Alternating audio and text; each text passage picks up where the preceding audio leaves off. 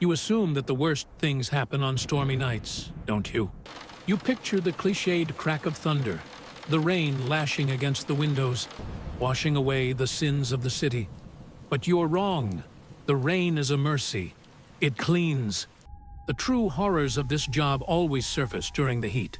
We are currently in the grip of a record-breaking heat wave, a suffocating blanket of humidity that has turned the city into a sprawling open-air sauna. It is 3 in the morning, and the asphalt outside is still radiating the day's rage, baking the air until it shimmers. Inside the Psychotel, the central air conditioning gave up the ghost 2 days ago. The vents just rattle now, coughing out lukewarm, stale breath that smells of old dust and desperate maintenance. The lobby isn't a refuge. It's a purgatory. The flies are lethargic, buzzing lazily around the flickering fluorescent lights, and the guests are hiding in their rooms, stripped down to their underwear, praying for a breeze that never comes. In this kind of weather, tempers snap, patience evaporates, and biology speeds up.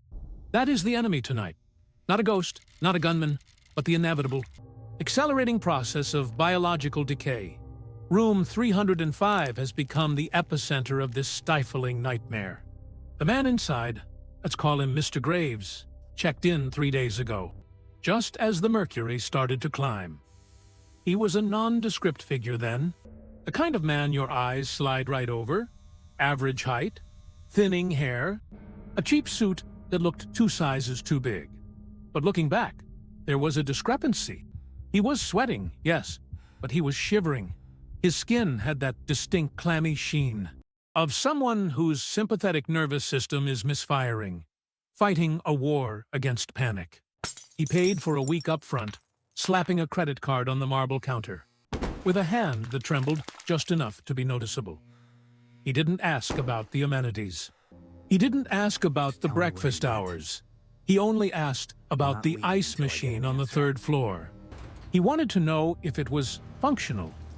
When I told him it was, the relief that washed over his face was disproportionate, almost ecstatic. He retreated to his room, and the Do Not Disturb sign went up on the knob, before the door even clicked shut. Now, 3 days later, that sign hasn't moved. It hangs there like a warning label on a condemned building. In a heat wave like this, housekeeping usually knocks to offer water or fresh towels, but room 305 is a fortress.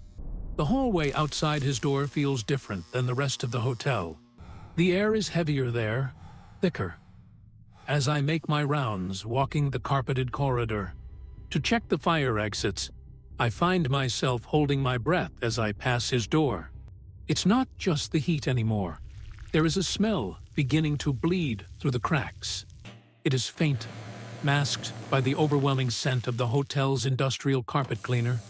But to a nose that has worked the night shift for a decade, it is unmistakable. It is a sickly, cloying sweetness. It smells like a bouquet of lilies left in a hot car for a week, mingling with something darker, something like spoiled meat. You might think it's just trash or leftover food rotting in the bin, but deep down, your primitive brain knows better. That smell triggers a primal alarm. It tells you that something in there has ceased to be a person and has become an object. And then, the phone at the front desk rings. The light for room 305 blinks red in the darkness. I pick it up, and his voice is a jagged whisper, like he's been swallowing broken glass. "I need ice," he rasps. "I need more ice. Bring it all." I didn't just bring him a bucket. You don't ask for lots of ice at 3 in the morning, because you're mixing cocktails. I filled a plastic utility bin, the kind housekeeping uses, for soaking stained linens, piling the cubes high until the cold radiated off the plastic. Walking down that hallway felt like descending into a fever dream. The heat was oppressive, heavy and wet, pressing against my temples. But as I approached room 305, the temperature dropped sharply. It wasn't a comfortable cool, it was an unnatural, refrigerated chill that seeped out from under the doorframe, an invisible fog clashing with the humid air of the corridor. The smell was stronger here, no longer just a suggestion. It was the frantic, choking scent of aerosol lavender, cheap air freshener sprayed in desperate clouds, battling a heavy copper undertone of decay. I knocked, the sound muffled by the heavy wood. There was no sound of footsteps, no rustling of sheets, just a sudden, frantic fumbling at the lock. It sounded like a wild animal scratching at a cage. The door didn't swing open. It cracked, stopped abruptly by the security chain. Through that 3-inch gap, a slice of Mr. Graves appeared. The transformation was horrifying. In just 3 days, the man had withered. His eyes were sunken, rimmed with dark, bruised circles that spoke of 72 hours without sleep. But it was his attire that sent a chill down my spine. In the middle of a record-breaking heat wave, where the rest of the city was stripping down to survive, Mr. Graves was wearing a heavy wool sweater. He was shivering violently, his teeth chattering with a sound like dry bones clicking together. The blast of air that escaped the room hit me squarely in the face, carrying that nauseatingly sweet duality of perfume and rot, freezing the sweat on my forehead. He didn't look at me. He looked at the bin in my hands with a starving, predatory hunger. Leave it, he hissed, his voice wet and trembling. But I didn't leave it immediately. I watched his hands as he reached through the gap to grab the bin. He had taken one glove off to manipulate the chain, and his skin was a roadmap of his torture. His fingers were swollen, bright red, and covered in chilblains and blisters caused by extreme cold. The tips were turning a waxy, translucent gray. This wasn't just handling ice for a drink.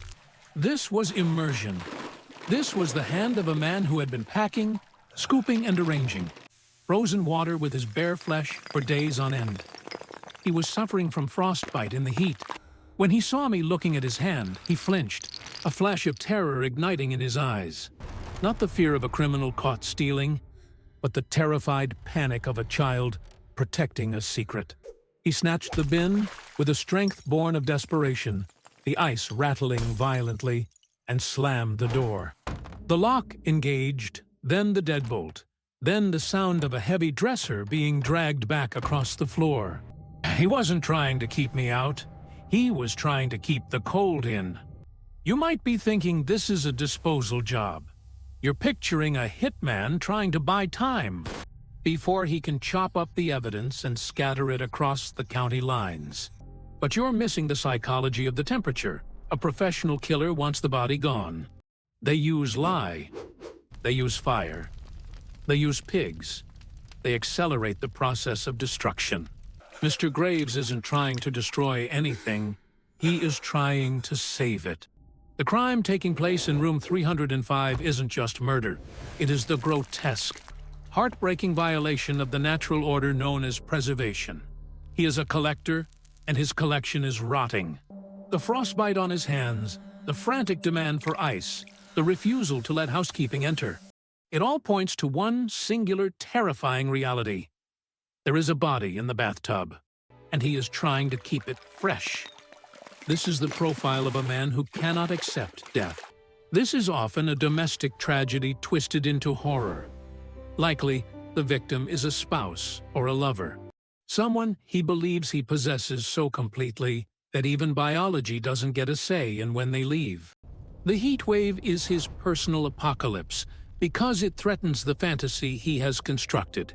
Every degree the temperature rises is a crack in the illusion. He isn't sleeping because maintaining a corpse in a 100-degree hotel room is a full-time job. He has to constantly drain the melting water, which explains the sound of the shower running at odd hours and replenish the ice. He is fighting a war against bacteria and entropy with nothing but hotel ice and denial. The horror here isn't the violence of the death, but the intimacy of the aftermath. He isn't scared of the body. He is living with it. He is likely sitting in that freezing room, wrapped in his winter coat, watching the television with the volume low, perhaps turning to the bathroom door to make a comment, pretending she can still hear him. The air freshener isn't just to hide the smell from me. It's to hide the smell from him. To help him maintain the delusion that she is just sleeping, just cold, just waiting. He has turned room 305 into a shrine, a mausoleum where time is frozen, literally. But the tragedy of this crime is that it is a losing battle. The smell proves the heat is winning. The Do Not Disturb sign is a plea for privacy in a marriage that has already ended. But he is the only one who doesn't know the divorce has been finalized by the Reaper. The illusion, like the ice, was destined to melt. You can bribe a clerk for quiet. You can barricade a door against intruders, but you cannot silence the biology of decay forever. By the fourth day, the smell wasn't just leaking, it was assaulting the hallway. Other guests, the few brave enough to stay in the heat, began to complain of a sewage leak. We didn't call the police for a murder, we called the fire department for a wellness check, citing a potential health hazard to justify breaking the seal. When the master key turned in the lock, the chain held for a second before the wood splintered under the weight of a fireman's boot. The barrier fell, and the smell that rolled out was a physical wall.